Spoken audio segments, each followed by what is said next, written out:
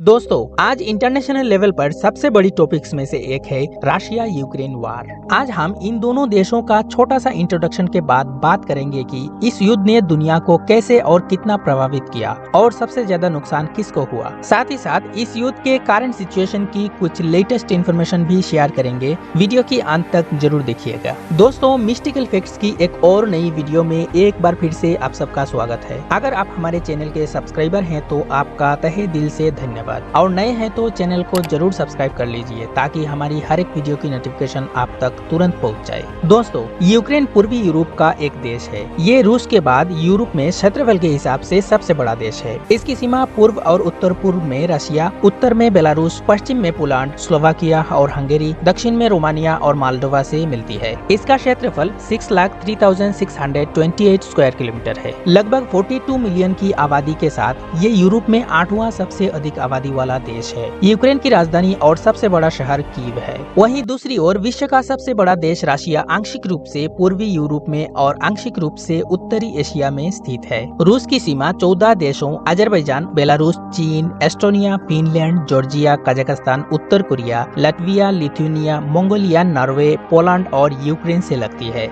ये Japan, Sweden, तुर्की और USA के साथ समुद्री सीमाएं भी साझा करता है। इसका क्षेत्रफल 1,70,98,242 स्क्वायर किलोमीटर तक फैला है। क्षेत्रफल के हिसाब से ये दुनिया का सबसे बड़ा देश है और पृथ्वी के 11% से अधिक लैंड एरिया को कवर करता है। 2020 के डेटा के अनुसार रूस की आबादी 146.8 मिलियन है। इसकी राजधानी मॉस्को है और ये रशिया का सबसे बड़ा शहर है। राजधानी मॉस्को राजनीतिक शक्ति, संस्कृति और व्यापार का केंद्र है। दोस्तों, आइए जानते हैं इस युद्ध ने दुनिया को कैसे और कितना प्रभावित किया है। रूस और यूक्रेन के बीच युद्ध के लगभग 6 महीने बीत गए हैं। रूस पर पश्चिम ने उसके तेल, गैस, भोजन और उर्वरक के निर्यात पर अंकुश लगाया हुआ है। दुनिया महंगाई, कम विकास, जलवायु परिवर्तन का मुकाबला करने की कम क्षमता और अधिक राजनीतिक अस्थिरता के साथ और ज्यादा खराब सिचुएशन में पहुंच गई है। इस युद्ध का असर पूरी दुनिया पर पड़ा है। जिस तरह हर देश का दुख एक समान नहीं होता, उसी तरह इस युद्ध से कुछ अधिक पीड़ित हैं, कुछ कम और कुछ बहुत कम। इस युद्ध से अमीर दुनिया की तुलना में अधिक महंगाई के साथ विकासशील दुनिया को निश्चित रूप से एक बुरा सौदा मिला है। कुल मिलाकर उनकी मुद्राओं का अधिक मूल्य ह्रास हुआ है। ऊर्जा के लिए उन्हें भारी कीमत चुकानी पड़ रही है। कम स्थानीय मुद्राएं और विश्व स्तर पर अधिक महंगी ऊर्जा और भोजन ने एक साथ उच्च ब्याज दरों को जन्म दिया है। सिवाय तुर्की के, जहां राष्ट्रपति रिसेप तैयब एर्दोगान का मानना है कि ये अर्थशास्त्र के नियमों को उलट सकते हैं। युद्ध की वजह से दुनिया भर में महंगाई बढ़ी, जिसको रोकने के लिए केंद्रीय बैंकों ने ब्याज दरों में कई बार बढ़ोतरी की। उच्च ब्याज दरें विकासशील देशों के विकास में बाधा डालती है। इसका भी नुकसान गरीब और विकासशील देशों को झेलना पड़ रहा है। वहीं दूसरी तरफ महंगाई, कम विकास, खराब शासन और भ्रष्टाचार पर लोगों के गुस्से ने विकासशील दुनिया के अधिकांश हिस्सों में अत्यधिक राजनीतिक अस्थिरता पैदा कर दी है। श्रीलंका ने एक बड़ा विद्रोह देखा, जिसने शक्तिशाली राष्ट्रपति गोटाबाया राजपक्षे को उखाड़ फेंका। वहीं पाकिस्तान में सहयोगी दलों के बीच सेना सहायता प्राप्त असंतोष ने इमरान खान की सरकार को बाहर का रास्ता दिखाया। सोमालिया, माले और मोजाम्बिक में उग्रवाद का स्तर अधिक हुआ है। कांगो डेमोक्रेटिक रिपब्लिक आंतरिक संघर्ष के एक बड़े स्तर से ग्रस्त है। आर्थिक तंगी ने दक्षिण अफ्रीका के भ्रष्ट पूर्व राष्ट्रपति जैकब जुमा को उनकी गिरफ्तारी का संकट खड़ा करने में मदद की। लेबानन, मिस्र, सोमालिया और इथियोपिया के टाइग्रे क्षेत्र में गेहूं की भारी कमी देखी जा रही है, क्योंकि ये यूक्रेन और रशिया से आयात पर निर्भर है। अधिकांश लैटिन अमेरिका ने वामपंथी के झुकाव के साथ शासन परिवर्तन देखा है। कोलंबिया हाल ही में Mexico, Argentina, Chile, Peru, Bolivia, Venezuela और क्यूबा के कतार में शामिल हो गया है। ब्राजील में भी भारी उथल पुथल देखने को मिल रही है। उत्तरी अमेरिका, यूरोप और जापान जैसी धनी देश विकासशील या गरीब देशों जितने समान रूप से पीड़ित नहीं है। जैसे जापान सबसे कम प्रभावित है। लगभग 20% की मुद्रा में गिरावट के बावजूद मुद्रास्फीति 2.3% है। बेरोजगारी 2.6% है और पॉलिसी रेट्स 0 हैं। चालू खाता सकारात्मक है। 1990 के बाद जापानी स्टैंडर्ड के अनुसार अर्थव्यवस्था तेजी से बढ़ रही है। यूरोप में फूड और ऊर्जा की ऊंची कीमतों और बढ़ती बेरोजगारी से भी बदतर समस्याएं हैं। इटली सत्ता के लिए एक फासीवादी पार्टी का चुनाव करने की कगार पर है, जो फ्रांस और जर्मनी के साथ जुड़ा हुआ है। यूक्रेन में युद्ध से प्रभावित अमीर दुनिया में यूरोप सबसे ऊपर है। यहाँ भोजन और ऊर्जा की कीमतों में बहुत अधिक वृद्धि, उच्च बेरोजगारी दर एक बड़ा संकट है। द इकोनॉमिक ने रिसर्च का हवाला देते हुए कहा कि 2020 की तुलना में यूनाइटेड किंगडम में ऊर्जा की कीमतों में लगभग 4 गुना वृद्धि हुई है।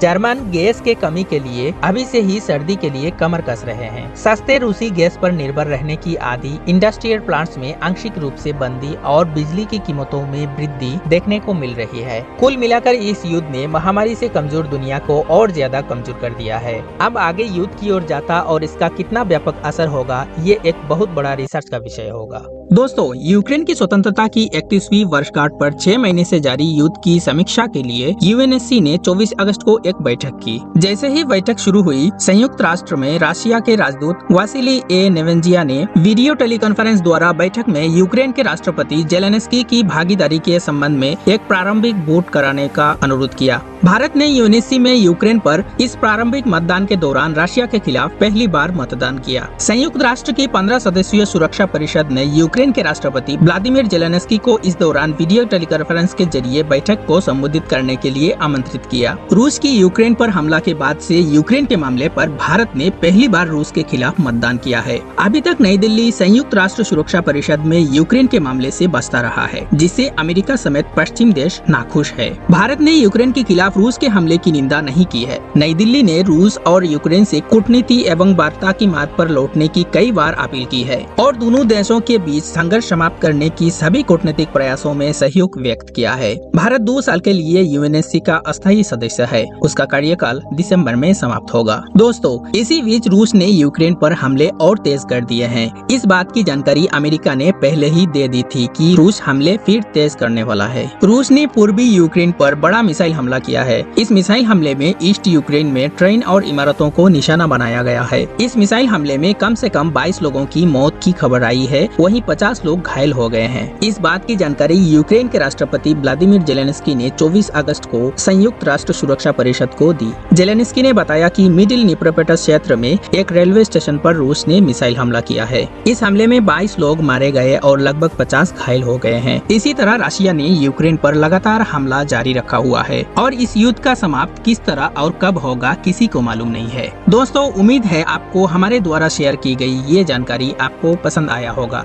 इसे अपने दोस्तों के साथ शेयर जरूर करें। अगर इस वीडियो से संबंधित कोई भी सवाल आपके मन में हो तो कमेंट बॉक्स में जरूर बताएं। आज के लिए बस इतना ही। मिलते हैं मिस्टिकल फैक्ट्स की एक और नई इन्फॉर्मेटिव वीडियो के साथ। जय हिंद।